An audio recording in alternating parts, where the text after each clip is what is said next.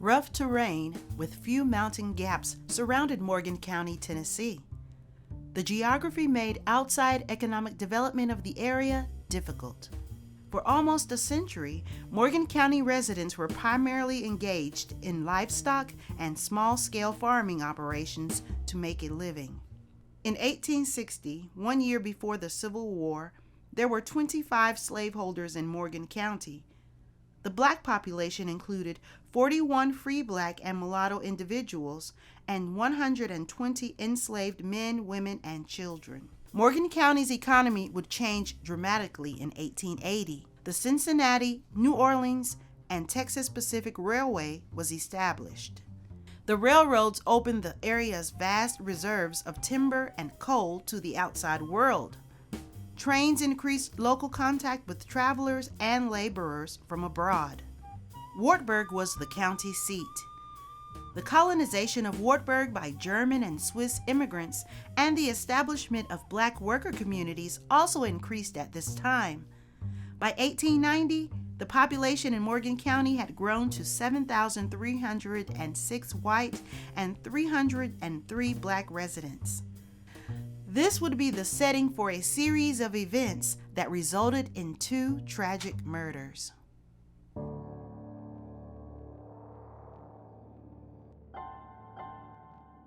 On November 14, 1895, near Joinersville, Joseph Kelley was supervising black farmhands in his father's potato field.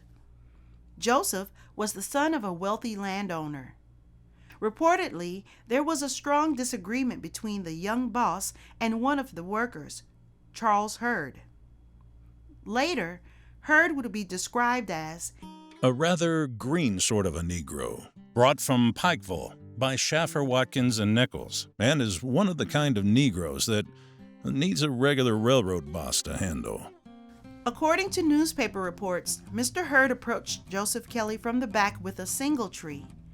A singletree, also called a whiffletree, is a wooden bar swung at the center from a hitch on a plow or wagon and hooked at either end to the traces of a horse's harness. Hurd crushed Kelley's skull, placing him in a very critical condition. According to newspaper accounts, Joseph Kelley was a bright and active man of genial disposition and a universal favorite of all, and was enrolled at American Temperance University in nearby Harriman, Tennessee. The Kelley family was wealthy even before the Civil War, holding 13 people in slavery. By 1880, the Kelley family employed 2 black servants in their homes, 17-year-old Betty Dearman of Tennessee and a South Carolina native, Mr. R.F. Lee. The Kelley family was an important social and economic component of the Morgan County community and served in several official capacities.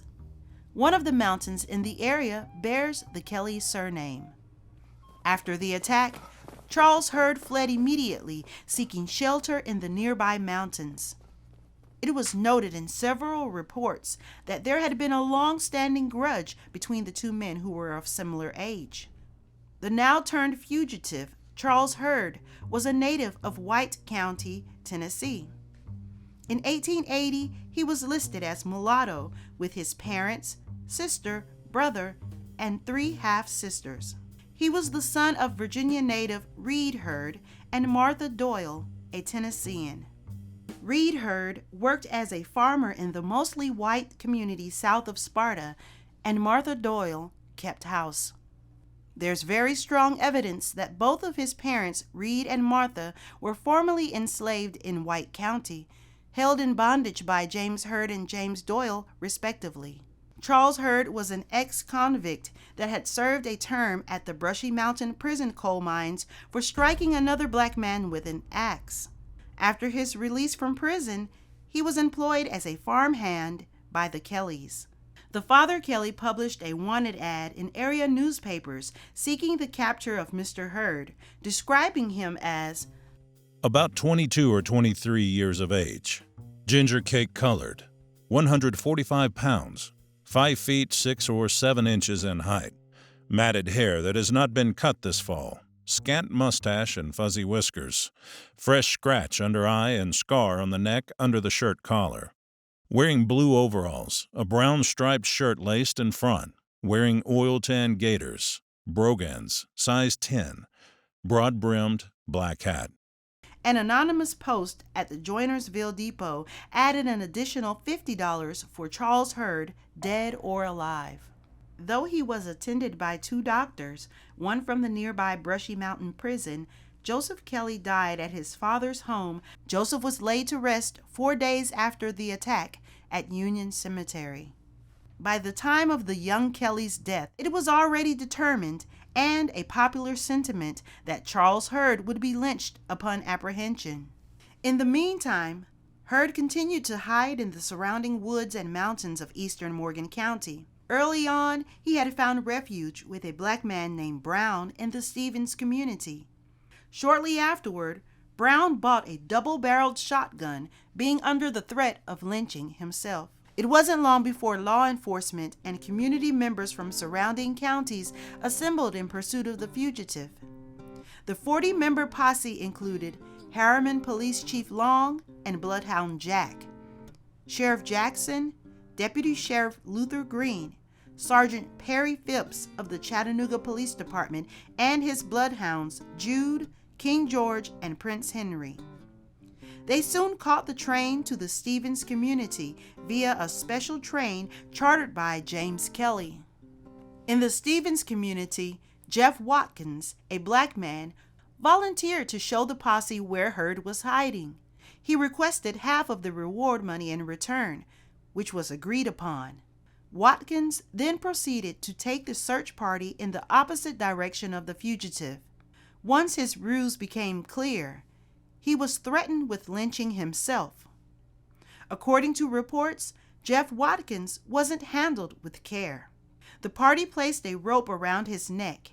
They flung the end around a branch and prepared to hang him, exclaiming, "Pull away, boys." He was ultimately released and locked in a cabin with a guard. During this intermission around Stevens, Charles Hurd changed clothes with his unnamed brother, perhaps Hayes Hurd, in what turned out to be a successful effort to confuse the bloodhounds' trail. The colored people in the valley gave Sergeant Phipps and party wrong clues, furnishing him with the trail of Hurd's brother and consequently sending them off on a wild goose chase. 130 miles over hill and dale, through valley and forest and over the plateau to Pikeville for nothing, while Hurd remained close by. Horses were employed in the search across swampy thickets and increasingly rough terrain, and for 10 days, Charles Hurd remained on the run, evading arrest. Eventually, the cold November weather and increasing hunger was credited with bringing Hurd out of hiding. Having not eaten in 4 days, he emerged barefooted, hatless, and nearly starved at a cabin 2 or 3 miles from the original crime. Emaciated and haggard, Charles sought food and clothing at a cabin of a black woman. The woman sent word to a neighbor, and the cabin was surrounded while he ate. Bart Stonecipher, with the assistance of his Winchester, formally arrested Charles Hurd and escorted him to a jail cell in Wartburg. At Liberty Baptist Church, 3 miles outside of Wartburg, legions of men began gathering. They soon began a heavily armed march in force toward the town. At the time of Hurd's arrest, Sheriff Jackson was out of town with the posse searching for Hurd. That left Deputy Sheriff John Langley in charge with a 15-person team of guards at the jail for protection. Jim Hinch, an additional black prisoner, having been accused of aiding Hurd's escape and evasion. Mr. Hinch was quickly released due to lack of evidence, at which time a gang of 25 young men promptly apprehended him, taking him 1 mile south of Wartburg, and proceeded to assault him via a severe whipping. Just before midnight, the marching mob from Liberty Church arrived in Wartburg. The Harriman Progress reported that the mob was grotesquely dressed. Some had grain sacks on for coats. Others had their coats turned inside out. Some had sunbonnets on their heads. Many had their faces painted black. Others had handkerchiefs on their faces. Some had masks on. A sledgehammer was used to batter down the outer doors of the 1-year-old jail building. Deputy Langley, at gunpoint, was then forced to open the interior cell's combination lock. 200 men overwhelmed the feeble resistance, stormed the jail, and seized Charles Hurd from his cell.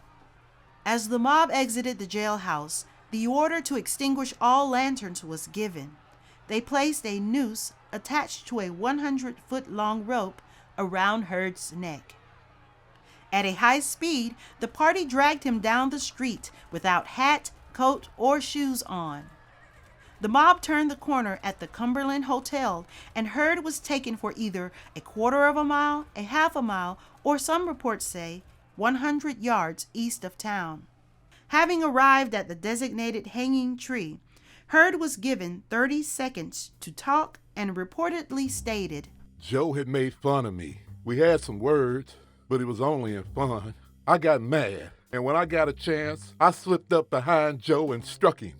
I intended to kill him. I am guilty and deserve to be hanged. Please don't shoot me. Please don't shoot me. Please don't shoot me, but hang me."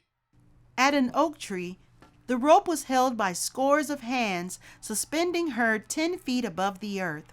His hands became untied, and he made a desperate attempt, while writhing and wiggling for life, to clutch the tree, unsuccessfully.